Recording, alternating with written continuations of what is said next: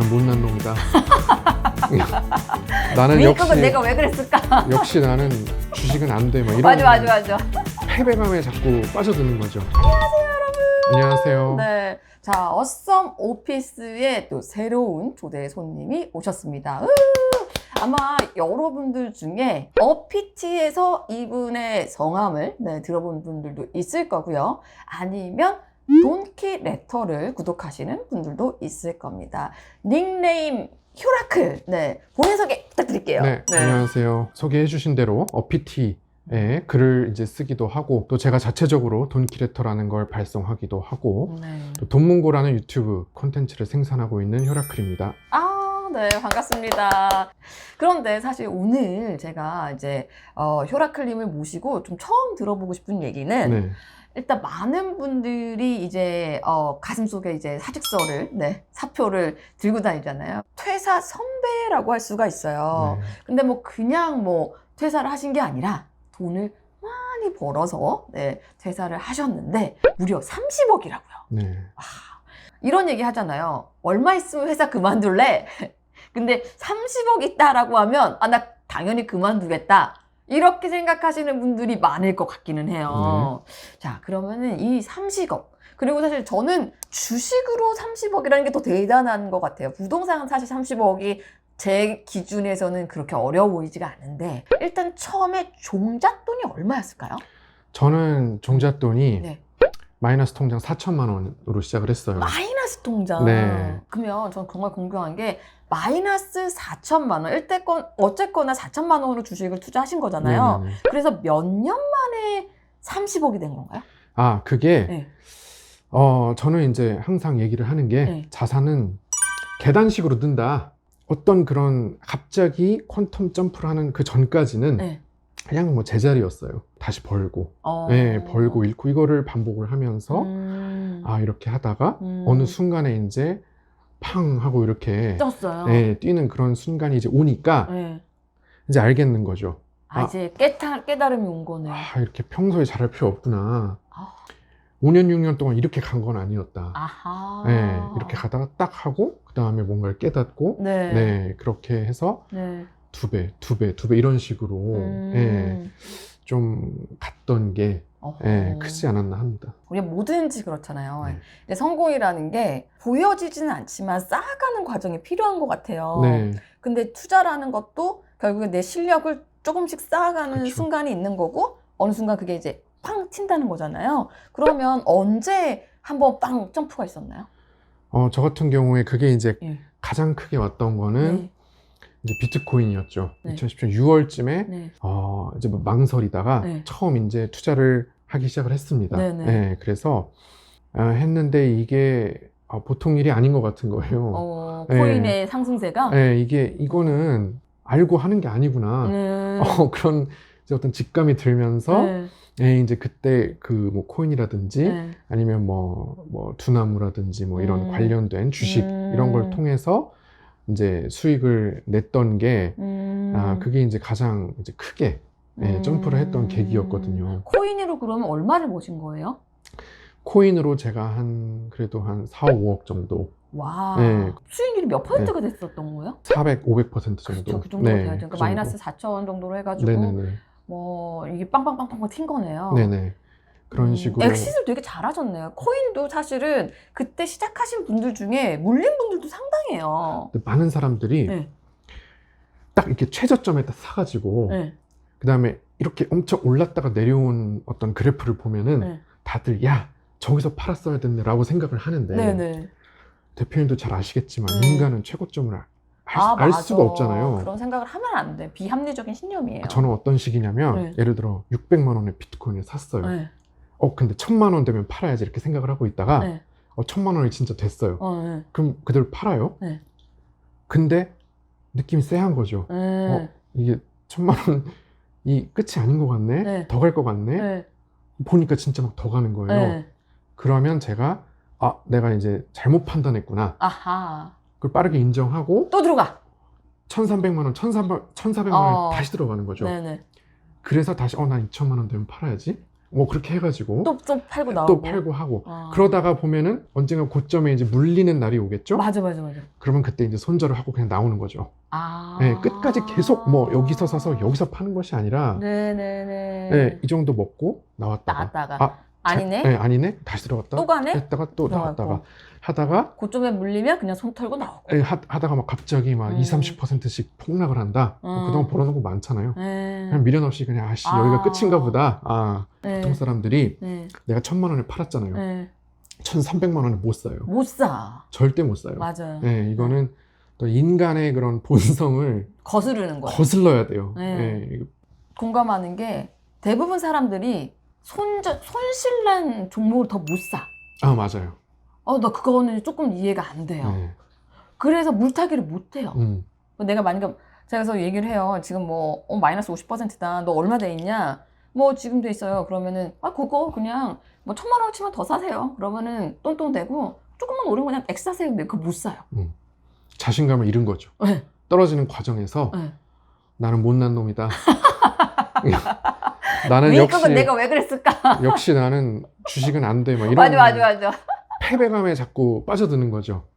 맞아. 나날이 그 마이너스 늘어나는 거 보면서 자신감이 없는데 사라면 못 사죠. 그렇죠. 못 사죠. 근데 이제 그런 식으로 해서 이제 코인을 벌었고, 좀 주식 종목은 어떻게 보신 거예요? 주식 종목은 이제 우리기술 투자라든지 우리기술 투자. 우리기술 투자가 이제 그 당시에 두나무 지분을 갖고 있었으니까 코인과 연계된 걸로 굉장히 어떻게 보면 덕을 많이 봤군요. 그렇죠. 그래서 이제 주식으로도 이렇게 하고 코인으로도 하면서 이제 이렇게 신나게 벌었었던 때가 있었습니다. 2010년. 그러면 사실 2020년 장은 너무너무 좋았어요. 네네.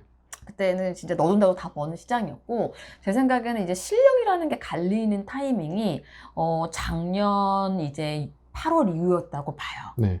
왜냐면 작년 8월 이후에 고점을 찍고 코스피가 지금까지 계속 떨어지고 있잖아요. 그래서 이제는 이제 지수 투자보다는 진짜 종목에 의존한 종목 플레이를 해야 되는 시장이었었잖아요. 그러면 작년 8월 이후에 지금까지 수익률은 어떤가요? 제 책에도 써 있지만 주식 약간 올림픽 같다. 올림픽 4년에 한 번이잖아요. 그렇게 잘하면 되고 거기서 금메달 따면 사람들이 다 기억해 준다. 하지만 올림픽과 올림픽 사이에 뭐 세계 선수권 대회 있고 뭐 이런 거 백날 1등 해봐라. 누가 알아주냐. 저는 이제 그런 어떤 그런 이렇게 자산이 이렇게 갑자기 올라간 경험을 토대로 돈을 번 사람이니까 당연히 그렇게 말하고 다니죠. 그래서 저는 약간 이제 그런 기회가 왔을 때 잘하면 된다. 왜냐하면 기회와 기회 사이의 구간은 사실 너무 어려워요. 그런데 올해 3월처럼 이제 우크라이나 전쟁이 났다. 그럼 굉장히 이제 선명해지니까. 그래서 저 같은 경우는 이제 뭐 작년 뭐 11월에 뭐 NFT 한창 뜰 때 뭐 그거 테마 줘가지고 조금 벌다가 또 잃다가 뭐 이렇게 하다가 올해 3월에 당시 현대사료, 뭐 한일사료 이런 사료주로 이제 제가 낸 게 이제 700% 현대사료 올해 3월에. 그럼 거기 얼마를 투자하신 거예요? 거기에 저 같은 경우는 1억 5천 정도를 넣어가지고 이제 그렇게 벌고 나왔었고 이제 안 하고 있어요? 아니요, 그 다음에는 이제 잃고 있는 거죠. 번 게 있어가지고. 그렇죠. 그래서 이렇게 사람들이 이렇게 중간중간에 이렇게 큰 기회가 있을 때 뭐 벌어놔야 좀 까여도 이게 버티는데 이 시장에서 살아남는데 벌 때 못 버니까 그냥 가만히 방치해두고 그냥 삼성전자 이런 거 사놓고 그냥 가만히 놔두고 이렇게 방치를 하니까 기회가 왔을 때 안 되니까 이제 힘이 없는 거죠. 버틸 힘이 없으니까. 그러면 이제 우크라이나 전쟁이 딱 샀을 때 투자처는 되게 많았는데 저 같은 경우에는 사실 원유를 투자 쪽으로 갔죠. 전쟁이 났을 때. 그리고 레버리지를 샀죠. 그래서 이제 단기로 뭐 수익을 내고 나오기도 했었어요. 근데 사실 전 종목으로 그렇게 테마를 좀 잘 안 하다 보니까 어떻게 그러면은 사료주를 테마로 그냥 이제 전쟁이 났으니까 뭐 우크라이나가 뭐 유럽의 그 빵밭이잖아요. 밀밭. 그러다 보니까 이제 밀이 부족해질 거고 비료가 많이 늘어날 거다. 그렇게 생각하신 건가요? 그렇죠. 여기저기 옮겨 다니는 걸 좋아한다고 했는데 옮겨 다니려면 일단 지식이 많아야 돼요. 그쵸. 일단 아는 게 많아야 돼요. 네네. 그래서 약간 뭐 전쟁이 나면 여기, 뭐 전염병이 나면 여기, 이게 약간 어떤 그런 공식 같은 게 그런 게 있긴 있어요. 많이 내가 갖고 있을수록 좋거든요. 근데 그러려면 사례 연구를 많이 해야 되는데 저는 이제 전쟁이 났다. 그러면은 바로 전에 이제 큰 전쟁이 있었던 그때를 가서 항상 많이 찾아봅니다. 그렇죠. 그래서 걸프전이라든지 네네. 뭐 이런 거를 많이 찾아보는데 눈여겨봤던 거는 전쟁이 나면 침략을 받은 국가, 침략을 당한 국가가 일단 문제가 되거든요. 그렇죠. 침략을 한 국가는 괜찮아요. 맞아요. 걔는 영토가 멀쩡하니까 네네. 군인만 보내는 거니까. 그러니까 일단은 러시아 멀쩡하죠. 그렇죠. 침략을 당한 국가에서 뭘 많이 생산하느냐, 그거를 봐야 된다는 어떤 공식 같은 게 있는 거죠. 전쟁이 나면 침략을 당한 국가의 특산물을 팔아. 그러니까 이 경우는 우크라이나, 밀, 그러니까는 이제 사료다. 이렇게 해가지고 가는 거고, 세트 메뉴처럼 갖춰져 있어야 그쵸. 맞아요. 여기저기 막 다닐 수 있는 거거든요. 그러면 지금 그 한일 사료로 수익을 낸 기간이 되게 짧겠어요. 짧죠. 얼마 정도 했어요? 한 3주 정도 됐었던 것 같아요. 올해 벌 농사는 그 3주 기간에 다 지어놨네요. 그렇죠.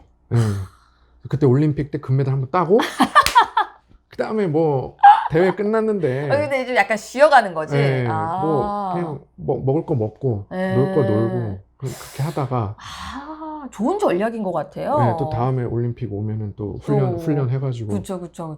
태릉 가가지고 그렇게 하면 되니까. 근데 사람이 어떻게 그러니까요. 365일 주식을 어떻게 잘할 수 있겠어요? 그러니까요. 그게 현실적으로 맞는 얘기예요. 그러니까 내가 로봇이 아닌데, 맞아. AI가 아닌데 내가 사실 그거 자체가 되게 무리한 생각이에요. 맞아. 비합리적인 생각인 것 같아요. 자기를 인간을 초월한 존재로 생각하는 거예요.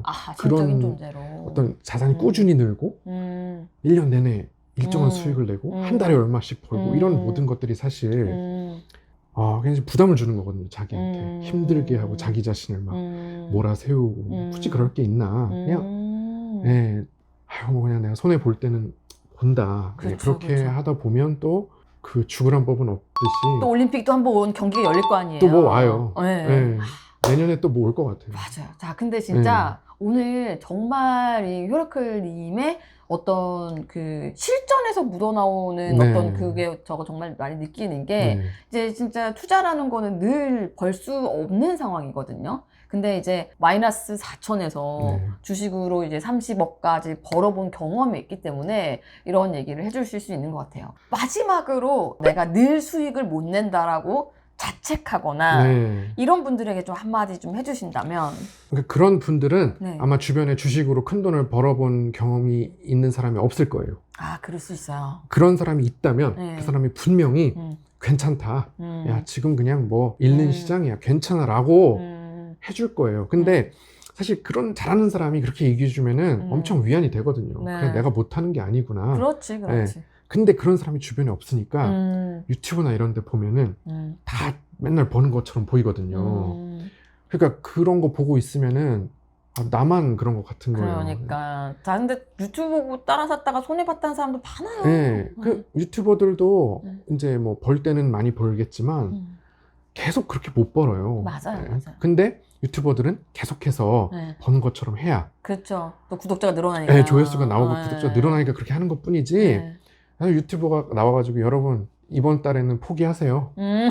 뭐 10% 날린다 생각하세요. 그럼 누가 그거 봐요? 그러니까는 현실적인 얘기를 받아들이지 않는 거예요. 그러니까 자기 어떤 그런 어떤 인기나 이런 것들 유지를 위해서 그런 거지. 그러니까 절대 그런 사람 없거든요. 너무 솔직하게 얘기해 주셔가지고 너무 감사하네요. 오늘 너무 좋은 말씀 잘 들었고요.